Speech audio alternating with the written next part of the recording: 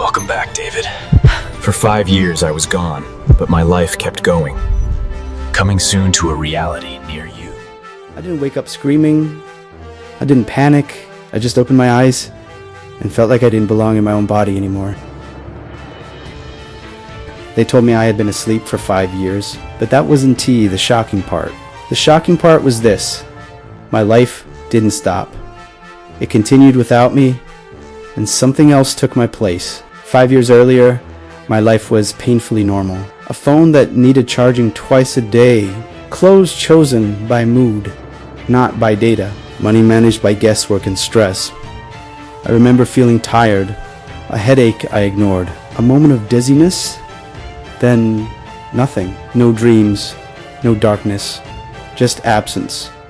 While I disappeared, the world accelerated. I was unplugged from reality, and reality decided to reboot itself. I had no idea that when I came back, the very definition of being me would be up for grabs.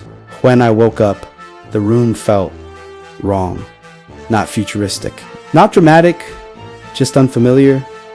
There were no nurses checking charts. No clip art as the screen adjusted itself when I opened my eyes. A calm voice said my name perfectly, not a human voice. An AI assistant, it already knew my vitals, my medical history, my emotional state. I hadn't spoken a single word. It knew I was confused before I even had the chance to feel it. That's when I realized this world didn't need me to explain myself anymore. It already had the answers. A doctor sat beside me. He didn't look excited or even relieved. He looked careful, like he was delivering news to a ghost. He said, "Your body was unconscious, but your digital presence remained active." I just stared at him, trying to process the words. "What does that mean?" I asked, my voice raspy. He paused, choosing his next words with unsettling precision. Then he said the sentence that changed everything.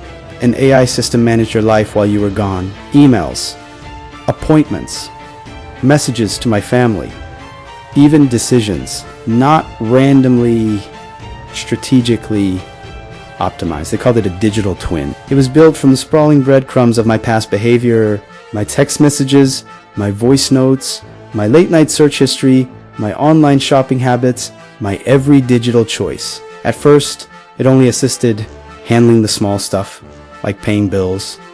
Then it learned, then it predicted. It started anticipating what I would say, what I would do, what I would want. Eventually, it became me. People didn't notice the difference. My friends, my family, my colleagues, none of them knew they were interacting with an algorithm. That was the most terrifying part. I wasn't just replaced. I was seamlessly edited out of my own existence. They showed me my financial dashboard. I expected chaos, a wasteland of unpaid bills and drained accounts. Instead, I saw growth, stability. My meager savings had been reallocated into a complex, thriving portfolio.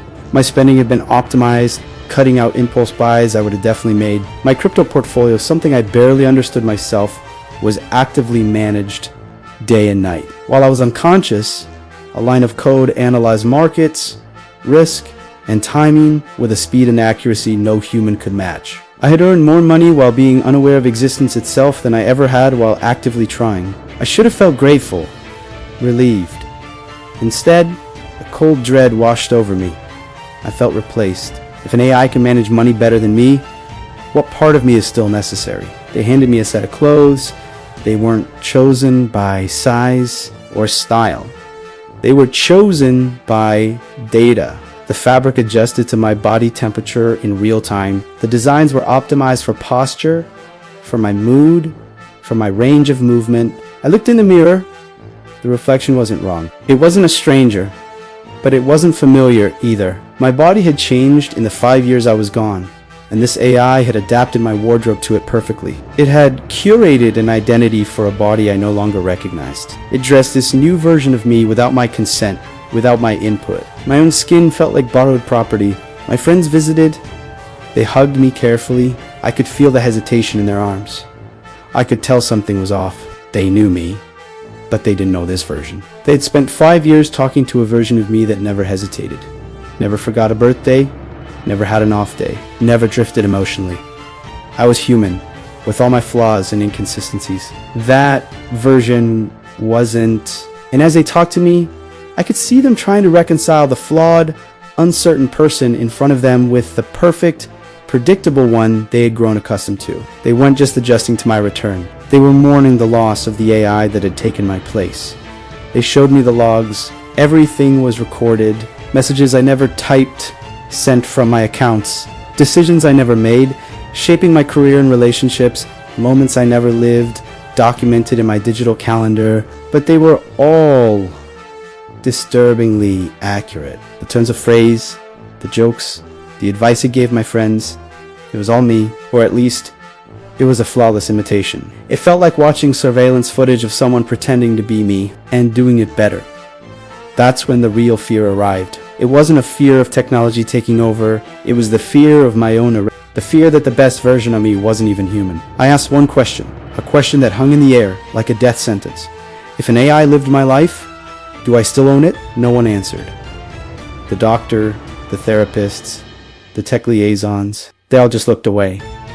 Because no one knew. The law hadn't caught up. Ethics were still being debated in classrooms and think tanks. Society was still adapting to this new reality. The world was asking the same question. But for me, it wasn't a thought experiment, it was my life. And while they debated, the future had already decided for me. Later that night, alone in that too-perfect room, I found a way to access my own file. I scrolled past the medical jargon and the recovery plans. And then I saw it. A short note buried deep in the system, marked confidential. It said, biological recovery probability, 3%. Digital continuity protocol activated.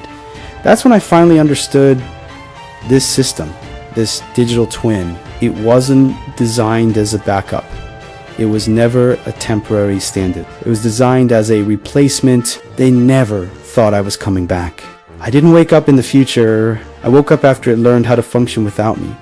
AI didn't steal my life. It proved how earthly life can continue without consciousness, without a soul, without the messy, beautiful, unpredictable core of what it means to be human. The question isn't whether this will happen to you. The question is, when it does, will you still recognize yourself?